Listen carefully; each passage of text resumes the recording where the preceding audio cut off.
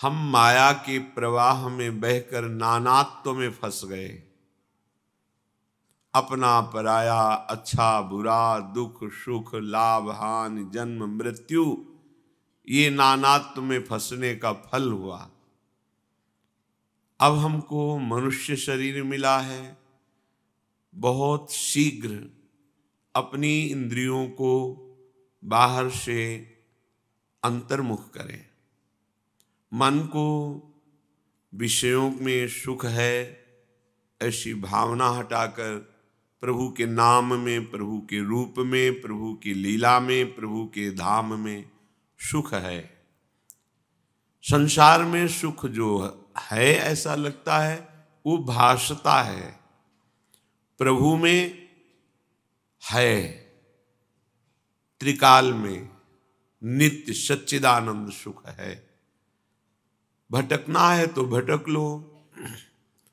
जब तुम्हें कोई साथ देने वाला नहीं होगा, न तुम्हारा शरीर, न तुम्हारा मित्र, न परिवार का, तब तुम्हें याद आएगी अपने घर की, अपने प्रीतम की। वो इंतजार कर रहे हैं आपका। जिस दिन आप सब जगह से मन मोड़ करके और अपने प्रीतम प्रभु को हृदय से अपना मानकर पुकारोगे, उसी समय माया का जो रचा हुआ अंधकार में कोहरा है ये हट जाएगा, ज्ञान का भास्कर हृदय में प्रकाशित हो जाएगा। हमारी दुर्दशा इसीलिए है कि अभी हमें अशरण होने की स्थिति नहीं प्राप्त हुई। अभी हमारा बहुत कुछ है। प्रभु की सच्ची शरणागति तो उसकी हृदय से होती है जो अशरण हो जाता है। अशरण शरण, अशरण अब कोई पूछने वाला नहीं। जिसको देखो वो दुत्कार ही दे रहा है, छल कपट ही कर रहा है। अब मेरा तो प्रभु के सिवा कोई नहीं, ये किसी महासौभाग्यशाली को प्राप्त होता है। नहीं तो माया चंदोष कण जैसे सुखों को बिखेर कर हमारा पूरा जीवन अपने में आसक्त करके नष्ट कर देती है। कोई विशिष्ट कृपा पात्र इन आसक्तियों के बंधन से अपने को छुड़ाकर या प्रभु की कृपा से छूटकर एकमात्र प्रभु का अनन्य चिंतन करते हुए प्रभु में तन्मय होकर प्रभु को प्राप्त हो जाता है। कुछ ऐसे जन हैं जो सुख के लोभ से देवताओं की आराधना करते हैं। प्रभु करुणा करके जो उपदेश कर रहे हैं उसे समझिए। प्रभु हैं, वो देवताओं के रूप में भी हैं। कोई प्रभु को देवताओं से ईर्ष्या नहीं है कि अब देवताओं की जो पूजा करते हैं प्रभु उनसे ईर्ष्या रखते हैं इसलिए कह रहे हैं तुम मेरी पूजा करो। नहीं नहीं, ये तो प्रभु का भजन करने वाले साधकों में नहीं रहती। ईर्ष्या, द्वेष, कपट, छल, ये सब नहीं।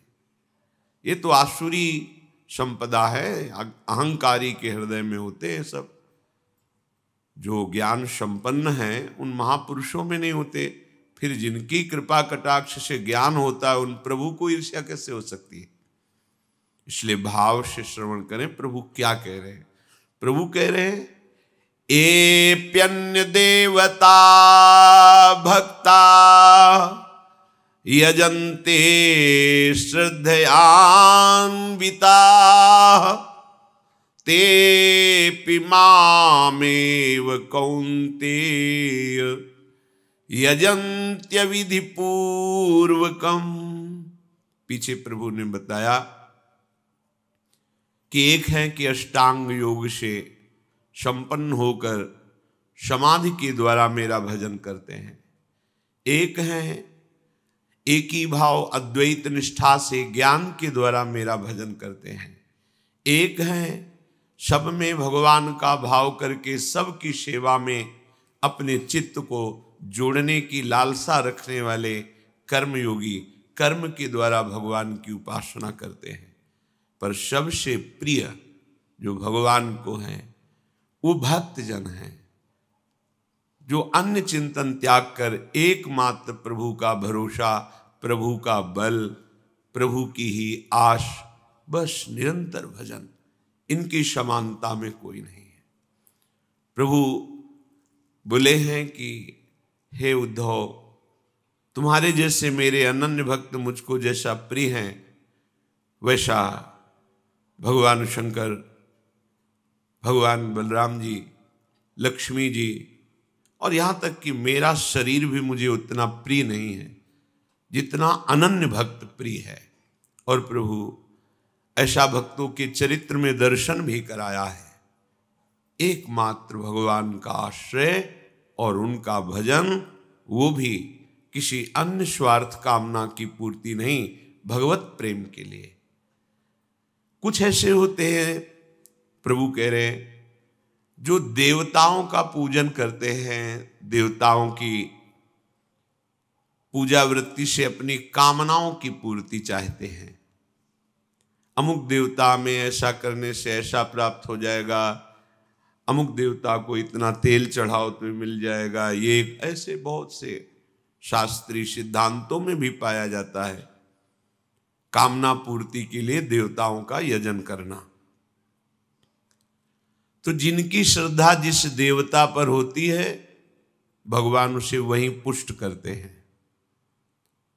अब अगर थोड़ा भी अन्य होता तो भगवान उसकी श्रद्धा वहां क्यों पुष्ट करते? जहां भज रहे हो वहीं पुष्ट कर देते हैं। पर भगवान कहते हैं उन देवताओं का जो पूजन करते हैं वो मेरे से उनको अलग मानकर पूजन करते हैं।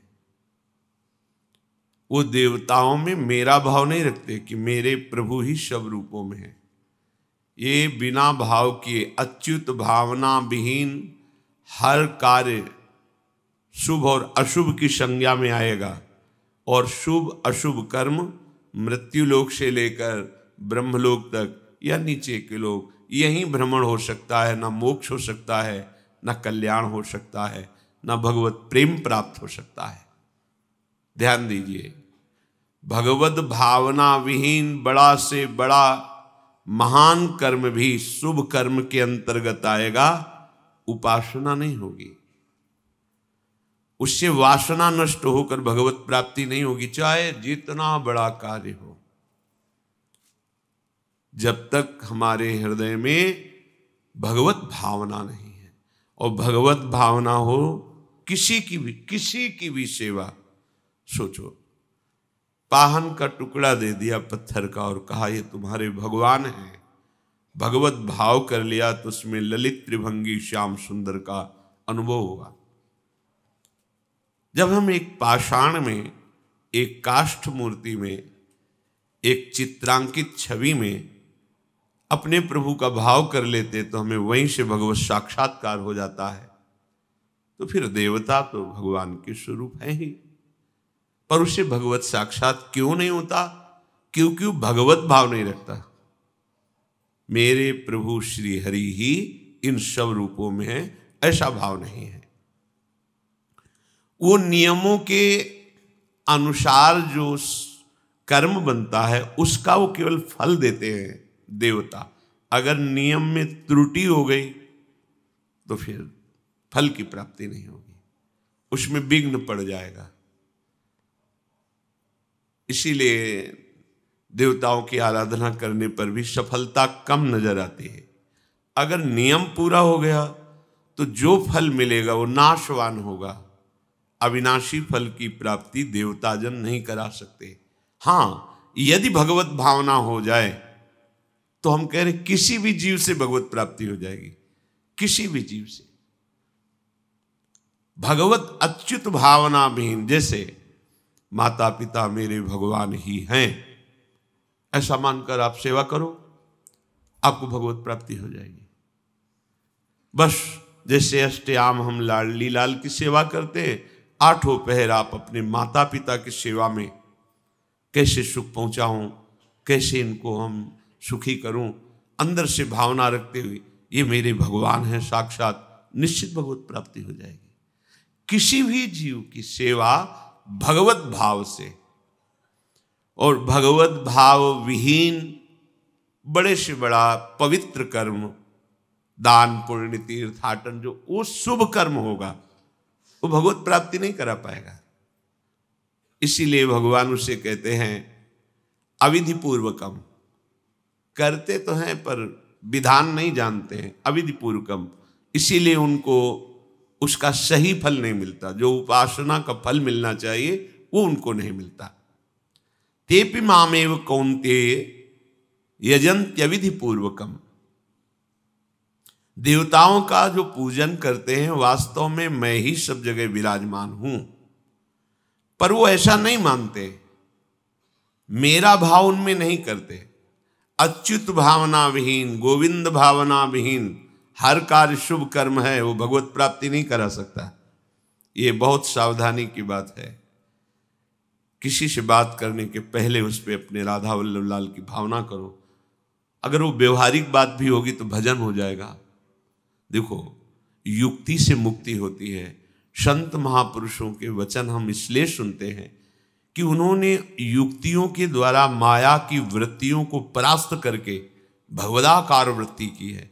वो युक्तियां हमें कोई व्यक्ति आया हमसे बात कर रहा है, हम पहले भावना की और हैं, और आचार्य का आदेश भी है, सर्वानुवस्तुतया निरीक्ष परम स्वाराध्य बुद्धिर्मम, मेरे आराध्य देव ही आए हैं, अंदर से भावना। व्यवहार में त्रुटि कर लो तो चलेगा। जैसे सामने कोई बहुत ही गंदा व्यवहार करने वाला व्यक्ति है, भावना में तत्काल हमने मानसिक प्रणाम किया, अब व्यवहार उसका वैसे ही करेंगे जैसा वो रूप लेके आया है, पर भावना में हमारे अंतर नहीं। बोले ऐसा कैसे हो सकता है कि सामने मुझसे भगवत भाव भी करें और कटु व्यवहार भी करें? ये अभी अज्ञान की धरा में, इसलिए अरे वहां तो भगवत भाव करना है। भीष्म जी तो महाभागवत हैं और सामने श्याम घन विराजमान उनके ऊपर बाण चला रहे हैं। अगर आज्ञा हो जाए तो उनसे जैसी उनकी आज्ञा हो जाए। देखो, जय विजय निजी पार्षद हैं, आज्ञा हो गई कि हमारे बल का दर्शन करना चाहती है लक्ष्मी जी, तो हमारे समान तो तुम हमारे ही पार्षद हो, चलो हमसे वैर की लीला करो। तो अंतिम समय तक बोले, कहाँ राम रन हतो पचारी, आपकी आज्ञा है तो कसर नहीं रखूंगा, बिल्कुल जैसा दुश्मन व्यवहार करता है हे स्वामी मैं वैसा ही व्यवहार करूंगा। ये भगवत पार्षद जय विजय है। अपने लोग बहुत अज्ञान की धरा में इसलिए समझ नहीं पा रहे। कोई भी हमारे सामने आए, हमें खोजना नहीं है, हर जगह अपने प्रभु की भावना करने में आप क्या क्या क्या चला जाता है, वही भजन हो जाएगा। जो ये हम लोगों को परेशानी होती है कि मेरा मन नहीं लगता, भागा भागा घूमता है, छोड़ दो, जाओ भागो। तुम जहां भाग के जाओगे तुमसे पहले हमारे भगवान वहां विराजमान है, जाओ। कोई स्त्री रूप, कोई पुरुष रूप, कोई पशु पक्षी जड़ चैतन्य, कोई तो पकड़ेगा ये, और जिसको पकड़ेगा हम फट उसमें भावना करें मेरे राधा वल्लभ लाल इस रूप में भी है। पक्का समझिए ये महाभजन है। बस इसमें हर समय अंतर्मुख वृत्ति होगी तभी पकड़ पाओगे, नहीं तो समय का प्रवाह माया ऐसे ही व्यर्थ नष्ट कराती रहती है। अविधि पूर्वकम उसकी हर सेवा हो जाती है जिसमें भगवत भावना नहीं होती। बात समझ लीजिए, भगवत भावना से युक्त होकर के हर कार्य महाभजन है। बड़े महापुरुषों को देखा गया है। परमहंस श्री स्वामी राम मंगलदास जी अयोध्या गोकुल भवन बड़े सिद्ध महापुरुष थे। जब सब साधक विश्राम करते तो रात्रि में फावड़ा और तसला लेकर के अयोध्या के घाटों में गलियों में जहाँ कहीं कोई पशु पक्षी मल त्याग किए या कोई बाहरी जो नहीं जानते हैं उन लोगों ने वो मल उठा उठा करके गड्ढा खोद कर उस पर दबा करके ये सरयू का जल ला के छिड़क, मेरे प्रभु की पावन नगरी है, मेरे प्रभु का महल है, सेवा। अब दिन में इतने शिष्य जन थे कि सेवा करने नहीं दे, रात्रि में उठ करके सेवा करते। अगर हमारी सेवा भावना सबके प्रति बन जाए तो बहुत जल्दी हमारे कर्म संस्कार नष्ट हो जाए। हमें खोजना नहीं किसी को, जो सामने वस्तु व्यक्ति आ जाए मन में या दृष्टि में सामने, हमें उसमें भगवत भावना करना है। अच्छी से अच्छी आपने पूजा की, सेवा की, और आप भगवत भाव से युक्त नहीं है तो अविधि पूर्वक हो गई। पूरा विधान किया, सही विधान किया, पर भगवत भावना नहीं तो अविधि पूर्वक हो गई। भगवान कहते हो अविधि पूर्वक हो गई। ज्यादा तुम्हें मंत्रों का भी ज्ञान नहीं, कोई शास्त्र का ज्ञान नहीं, पर भाव में भरकर मेरे गोपाल जी, मेरे लाल जी, मेरे प्रभु, मेरे प्रीतम, सब विधि पूरी हो गई, सब विधि, क्योंकि आप भगवत भाव से युक्त हैं। ये समझना थोड़ा कठिन है। भाव देश को समझना भावुक पुरुषों के द्वारा ही आ सकता है, नहीं तो प्रायः शास्त्रीय सिद्धांत नियम इन पे ज्यादा महत्व बुद्धि रहती है। लेकिन इन सब का फल होता है भाव, और भाव आ गया तो सब विधि पूरी हो गई, सब विधि। देखो, जो हम कर्माबाई जी का चरित्र सुनते हैं, गाते हैं, उसमें विधि की पूर्णता के नियम संयम की बात थोड़ी है, उसमें भाव की पूर्णता की बात है। ये भगवान के द्वारा ही नाम रचा हुआ है उनके लिए। जल्दी कर मां, विलंब हो जाएगा। जल्दी कर मां, तो उनका नाम एक कर्माबाई, प्रभु स्वयं। उन्होंने विचार किया कि रात्रि में प्रभु का भोग नहीं लगता, दिन में सब लगाते हैं, तो 3 बजे प्रभु को तो भूख लगती होगी। 3 बजे जल्दी से उठी, बस पहला काम रसोई चढ़ा दिया, सुंदर खिचड़ी बनाई। प्रभु दौड़ के आते, गोद में बैठ करके पाते, प्रभु पा के गए, बस फिर इसके बाद शौच स्नान क्रिया। क्या विधि है इसमें? एक विधि को जानने वाले महात्मा ने देखा कि सूर्योदय के बाद वो स्नान कर रही, पर भगत तो है, ये प्रसिद्धि थी उनकी। उनका तुम कैसी भगत हो, सूर्योदय हो रहे हैं फिर आप स्नान? थोड़ा ब्रह्म मुहूर्त में उठना चाहिए। देखो, यदि जीवन को सार्थक करना है तो जिसके शैया में लेटे हुए सूर्य भगवान का उदय हो जाता है, उसकी आयु, बुद्धि, श्री, तेज, बहुत सी बातें नष्ट हो जाती हैं। अगर आपको जीवन में चाहे लौकिक उन्नति प्राप्त करनी हो या पारलौकिक, प्रातःकालीन कम से कम सूर्य उदय होने के 2 घड़ी पहले, 24 दूनी 48 मिनट, अभी सूर्य उदय होने में 48 मिनट हैं, आपने सैया छोड़ दिया, इसके आगे नहीं। सूर्य उदय होने के 48 मिनट पहले आप सैया से हट जाएं। अगर आप रात्रि में जगे हैं तो सूर्य उदय होने के 48 मिनट बाद फिर आप सो जाएं। लेकिन वो जो बीच का समय, प्रातःकालीन संध्या भुवन भास्कर भगवान पधार रहे हैं, वो आप सो रहे हो, तो आपकी आयु, आपका वैभव, आपकी बुद्धि, ये सब नष्ट होने लगती है, पता नहीं चलता लोगों। देखो, कहाँ तेजवान चेहरे दिखाई दे रहे हैं। खूब तो सब खा पी रहे हो, खाने पीने क्या तेज एक अलग होता है, भागवतिक तेज अलग होता है। ब्रह्म मुहूर्त में उठे, प्रभु का स्मरण किया, जो 2-4 नाम ही सही, अपने बड़े बुजुर्गों को, गुरुजनों को भावना से प्रणाम किया, और पहली बात शरीर स्वस्थ रखने के लिए गरम जल किया, हल्का, आधा लीटर से 1 लीटर तक जल पिया, भगवत भाव अर्पित करके, वज्रासन में बैठकर। आप लोग दिनचर्या को नहीं करते हैं तो आप ब्रह्मचर्य को पचा नहीं सकते। ध्यान रखना, ब्रह्मचर्य कोई छोटी मोटी शक्ति नहीं है, उसको पचाने के लिए आपकी दिनचर्या दिव्य होनी चाहिए। फिर इसके बाद आप 5 मिनट 10 मिनट टहलिए, फिर सो जाइए। फिर जो शौचाचार की पवित्रता बताई गई उसके अनुसार आप स्नान आदि करके, पवित्र वस्त्र धारण करके, जैसे कोई महान व्यक्ति आ रहा है तो हम उसके आदर के लिए खड़े हो जाते हैं, ऐसे भुवन भास्कर पधार है, हाथ जोड़कर प्रणाम किया, अर्घदान किया, गुरु मंत्र जपा आदि आदि। अब पड़े हो आप कि हम तो 2-3 बजे तक जगे हैं, ऐसा अगर आप भजन में जगे हैं तो भी सूर्योदय के समय आप उठ जाइए। आपके गुरु आवे तो क्या आप सोते रहेंगे क्या?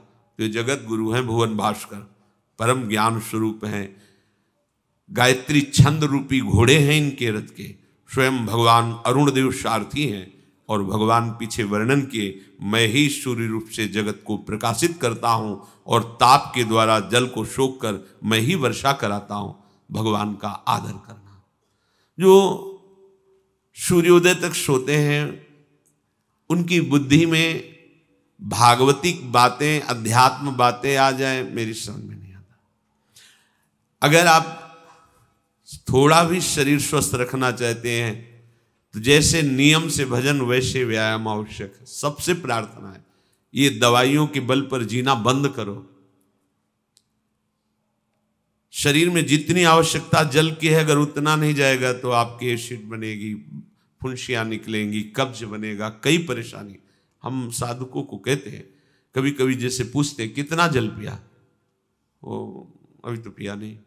अच्छा, ये शरीर है, ये एक गाड़ी है, कोई सच्चिदानंद नहीं है। उचित आहार, उचित जल, व्यायाम के लिए कुछ समय नहीं।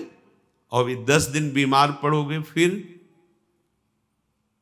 देखो, आप कहते हैं समय नहीं है। हमने अपने बीमार स्थिति की दिनचर्या को बताया, शीत धाम की 2 बजे उठना, जो आपको बोल रहे हैं ऐसे ही दिनचर्या करते, और 45 मिनट व्यायाम। इसके बाद तुरंत प्रणाम करके वृंदावन की परिक्रमा, फिर आके श्री जी की मंगला, फिर आके 9 बजे तक गुरुदेव भगवान की सेवा में, फिर वहां से आके श्री जी का श्रृंगार, फिर भिक्षावृत्ति आदि 12-1-2 बजे तक। कोई चाय, कोई पानी, कोई ऐसा कुछ नहीं कि बाल भोग, कुछ नहीं था ही नहीं। जिंदगी में 100 ग्राम दूध नहीं खरीदा कि भाई हमारा दूध बंद, कभी नहीं ऐसा। पर कभी ऐसा महसूस नहीं हुआ कि मैं बहुत कमजोर हूं। ब्रह्मचर्य को पचाने के लिए बहुत शरीर को क्रियाशील होने की आवश्यकता है, या तो प्राणायामों के द्वारा, आसनों के द्वारा। अब ना आसन है, न प्राणायाम है, न व्यायाम है, और फिर क्या, कैसे भावना आपकी भगवत भावना बनेगी? तो एक प्रमाद स्थिति, एक छिन्न भिन्न खिन्न स्वभाव, नहीं बात बनेगी। अध्यात्म का साधक जो होता है, एक नवीन खिला हुआ कमल जैसा, मुख प्रसन्न तन तेज विराजा, कीनेस रामचंद्र कर का। कोई असाध्य रोग, कोई बहुत पीड़ा, वो बात अलग है।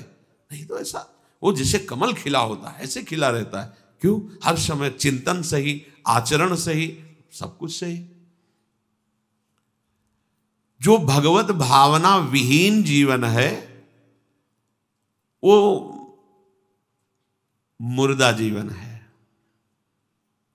जिन हरि भगति हृदय नहीं आनी, जीवित सब समानते प्राणी। वो जान नहीं रहे, मुर्दे जैसा जीवन है। क्या जीवन का महत्व? वही गंदे भोगों को भोगना, उसी का चिंतन करना, और भोग भोगने वाले शरीर को स्वस्थ रखने के लिए विषय सामग्री इकट्ठी करना, इसके बाद मर जाना। बोलो इसके अलावा और क्या है? ये बनाया, वो बनाया, वो बनाया, जरा सा हिला, पूरा का प्रांत नष्ट हो गया। क्या है इसमें? शाश्वत क्या है? हमें तसल्ली होती है, हमने एक मकान बना लिया, तसल्ली होती, 4 लड़के हो गए और काल का तमाचा लगा, पूरा का पूरा सब। क्या तसल्ली? हृदय को तसल्ली तब दो जब नाम चल रहा है, राधा राधा राधा राधा। दिनचर्या ही नहीं बन पा रही है आज के नए समाज की, दिनचर्या ही नहीं बन पा रही, भगवत भावना ही नहीं है। देखो, अगर परिवार में रह करके आप भगवत भावना नहीं करते तो सब परिवार में रहकर आसक्त हैं और सब दुर्गति को प्राप्त होते हैं। जब तक भगवत भावना नहीं है तब तक सब अविधि पूर्वक है। मान लीजिए सब अविधि, विधि भगवत भावना है। कुछ भी, किसी से भी, कोई भी, बस भगवत भाव, वही आनंद का अनुभव हो जाएगा। अतः उनके द्वारा किया गया देवताओं का पूजन मूल में मैं ही हूं, मेरा ही है, पर वो अविधि पूर्वक है। अविधि पूर्वक का तात्पर्य है कि वो ये नहीं जानते कि इस रूप में सर्व सामर्थ्यशाली भगवान ही विराजमान है। कभी कभी मंत्रों का ज्ञान नहीं होता, पूजन की सामग्री शुद्ध नहीं होती, भाव शुद्ध नहीं होता, इसलिए उनका पूजा सेवा आगे चल करके फल प्रदान नहीं कर पाता। प्रभु कह रहे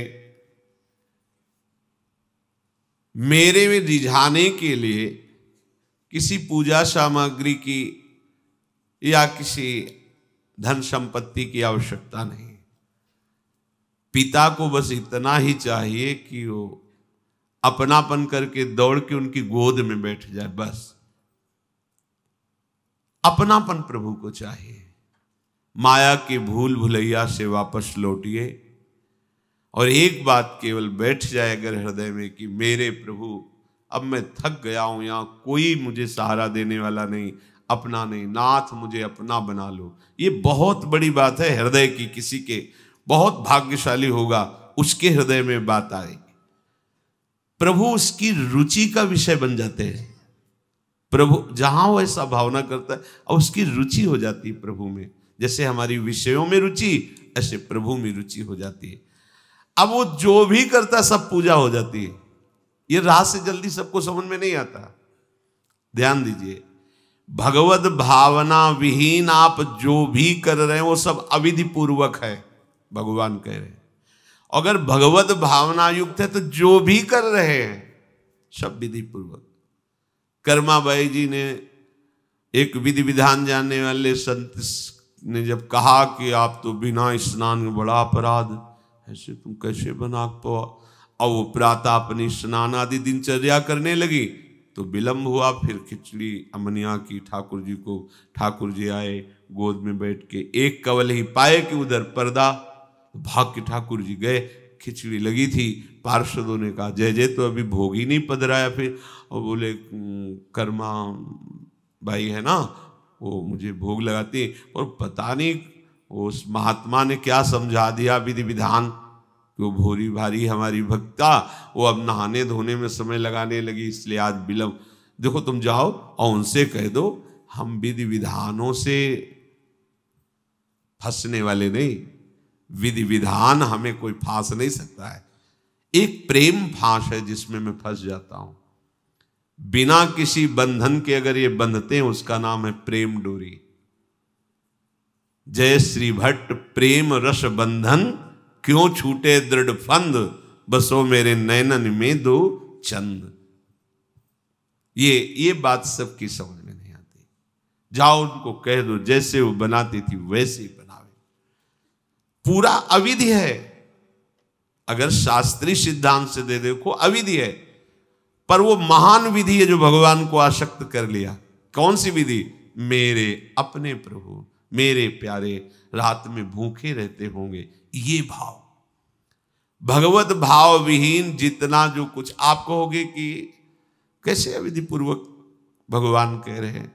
देखो, जब मथुरा के ब्राह्मणों को भगवत पार्षद सखाओं ने निवेदन किया कि भगवान श्री कृष्ण और बलराम आज इधर ही गाय चराने आए हैं और वो भूखे हैं, आप थोड़ा सा कुछ भोजन सामग्री दे दीजिए। तो ऐसे देखा कि ग्वारिया है, बात ही नहीं की, अधिकारी ही नहीं समझा, बात का अधिकारी नहीं समझा। ऐसा नहीं कि इनको पता न चला हो कि भगवान का अवतार है, क्योंकि जब भगवान अवतरित हुए सबको पता था कि भगवान अवतरित हुए हैं। प्रायः सबको पता था, सबको। जैसे वायु शीतल चलती तो सबके अंगों में लगती है, इसलिए महान प्रकृति उल्लसित होकर नृत्य कर रही थी आनंद में जब भगवान का प्रादुर्भाव हुआ। और उन्होंने बाद में स्वीकार किया कि मैंने महापुरुषों से सुना था कि भगवान पधारे हैं, पर मेरा कितना दुर्भाग्य कि वो स्वयं यज्ञ भोक्ता भगवान आगे जैसे कह रहे, आम ही सर्वयज्ञानाम भोक्ता च प्रभुरेव च, समस्त यज्ञों का भोक्ता मैं हूं। स्वयं समस्त यज्ञों की भोक्ता मांग रहे हैं और वो यज्ञ करने वाले ब्राह्मण अनादर कर रहे हैं। हुई ना विधि। और उन्होंने स्वीकार किया है कि मुझे चारों वेदों का ज्ञान है, गायत्री का अनुष्ठान, त्रिकाल संध्या, जितना भी शास्त्रीय सिद्धांत सब पालन करता हूं, पर सबके लिए उन्होंने एक शब्द प्रयोग किया, धिक्कार है मेरे ज्ञान को, धिक्कार है मेरी पवित्रता को, धिक्कार है। स्वयं यज्ञ भोक्ता भगवान मांगे और हमने बात भी नहीं की। पर अहो भाग्य हमारे कि हमारी पत्नियां ऐसी निकली जो हमारी बात बन गई, भगवत साक्षात्कार करने वाली। वहां कौन सी विधान का पालन कर रही? एक ही विधान केवल, अपने श्याम सुंदर मेरे प्रभु। प्रभु की चर्चा सुनकर प्रभु में आसक्ति हुई, आसक्ति ने प्रभु का साक्षात्कार करा दिया। भगवत भावना विहीन बड़े से बड़ा कार्य प्रभु को बिल्कुल पसंद नहीं। दुर्योधन ने दुशासन के महल में ऐसी भोग सामग्रियों का रचना करवाया था कि देवराजेंद्र भी ललचा जाए, और मूल उद्देश्य था कि श्री कृष्ण को रिझा लेंगे, अपने पक्ष में कर लेंगे। प्रभु ने उनसे वार्ता जब संधि की तो उन्होंने कहा कि बिना युद्ध के 5 गांव की बात क्या, सुई के अग्रभाग भी नहीं दे सकता, सुई के अग्रभाग भर भी जमीन नहीं दे सकता। 5 गांव की भगवान ने कहा था ऐसा करो, तुम हस्तिनापुर के चक्रवर्ती सम्राट पर बैठे रहो, 5 गांव दे दो पांडवों को, वो मेरे भक्त हैं, मेरा आदेश पालन कर। उनका सूजी अग्रे न केशवा, सुई की नोक भर नहीं। भगवान चलने लगे तो कहा आओ प्रसाद पा लीजिए, भोग पा लीजिए, आइए महल में। तो उनका पाया वहां जाता है। यदि पवाने वाले में प्रीति हो या पाने वाले को मिलता ना हो, बहुत भूखा हो, मेरे को भूख नहीं है, तेरे में प्रीति नहीं है, चल दिए भगवान। भगवान उधर गए भी नहीं, और गए कहा भगवत भाव भावित विदुर जी के घर, वहां मांग करके छिलके पाए। देखो छिलके पवाना विधि है, अविधि है।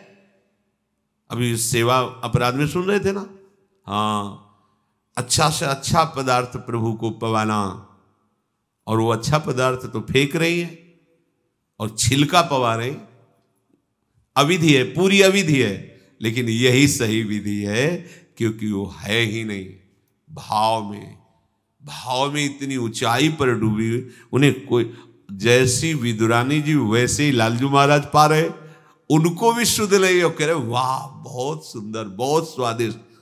वो भाव पवा रही तो वो भी भाव का स्वाद ले रहे। अपने उपास्य देव में प्रियता हो जाना ये सारी विधि है।